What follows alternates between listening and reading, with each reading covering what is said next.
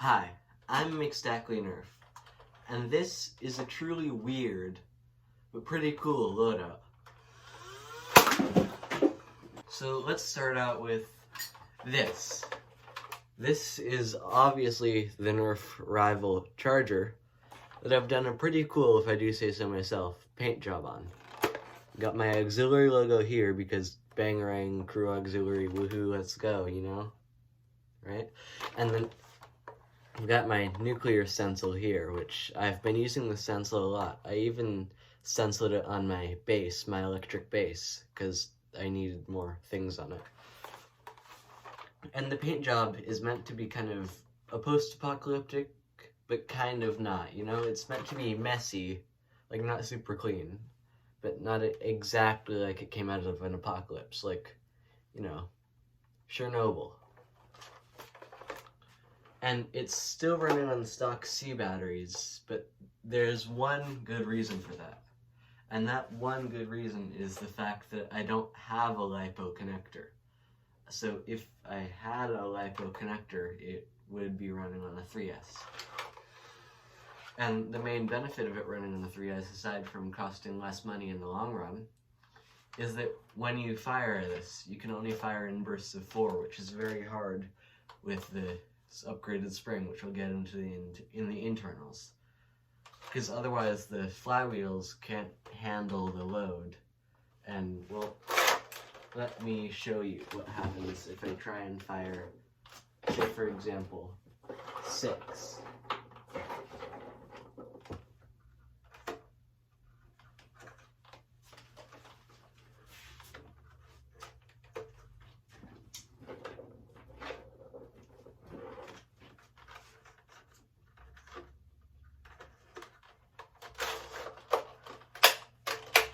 So, without further ado, here's 6 rounds, just trigger down.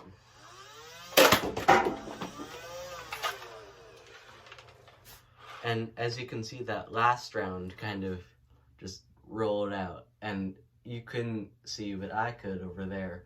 It was getting much less powerful after the 4. And, well, let's get into my second one. This would be my sidearm for this loadout, which, you know, on like a holster. It is obviously, or not so obviously, as I've learned, a lot of people don't know what this is, but it's the Rival Finisher, that magazine-fed Rival one, without the magwell, and with a trilogy shell just hot glued to the front of the plunger, and I removed the rival part of the plunger and the breech. And now it's a pretty nifty shotgun, if I do say so myself. Fires 3, fires them decently. Not super long range, but are you really going to, you know, snipe people with a shotgun? And in my opinion, it does look a lot like a taser, you know? So, you might also be asking, well, you said this was a loadout. This doesn't seem like a loadout. It seems just like, you know, for fun. And you'd be partially right with this, actually mostly right. But the point of this loadout was like HVZ, because I play recon. So I would just have this on my hip, carry this on a 1-point sling, and carry a dump pouch full of rival rounds. And I'd run around with recon and try my hardest not to engage, because I'd be in a recon unit. And my role with this loadout would be, if the recon unit gets stuck in a sticky situation, like we're surrounded or we need to get out of somewhere really fast, I'll just hose down and make a bunch of Zeds backpedal with 3 shots from this and 12 shots from this once I get a LiPo and I don't have to burst fire. And I'll basically just be the one giving my recon unit time to get away, you know? Because if you're playing as a zombie and you see me fire 12 rounds in less than a second at you, you're going to kind of backpedal, you know? My sandpaper just fell.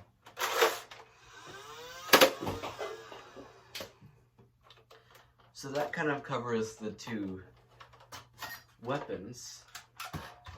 And also kind of off topic, but you'll have to excuse my shop. As you can tell, I'm very busy with mods and all that, like, because I haven't been doing a lot of YouTube as much as I should. And I've just been doing a ton of cool mods, like a bolt action, not working right now. A bolt action out of commission bullpup takedown. Bits of regulator. And an atomic power popper I got from Goodwill just today. With whatever these are called, I forgot at the moment. And this one's leaking somewhere, so I'll have to find out where that's leaking. And also, just if I'm not busy enough with school and all of these mods, another mod right now is drying. So this one's not finished. There's another one out there drying with paint, and I'm gonna have to hydro dip it. And then there's one upstairs. It's an integration with my brass tactical storm. It's also not done. So I'm going to be very busy over the next few weeks. So if I don't upload, that's most likely why, you know? So, enough off topic, let's get back on topic. I know this one isn't that much of a mystery how it works, it's just a rival with this trilogy shell glued to it, but a lot of you are probably wondering how this one works. And I'm going to show the internals, right? So on the inside, I probably overcomplicated this a lot, because I've seen people do it, and I'm fairly certain these are simpler. But I've cut down that little piece right there, that used to have the hook on it. Moved around that torsion spring, I think it's called. And bent it, and drilled a little hole in that piece so it could go through it again.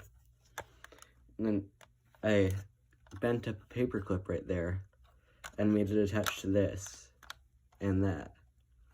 But loosely, so they're not like glued in. So when you pull the trigger,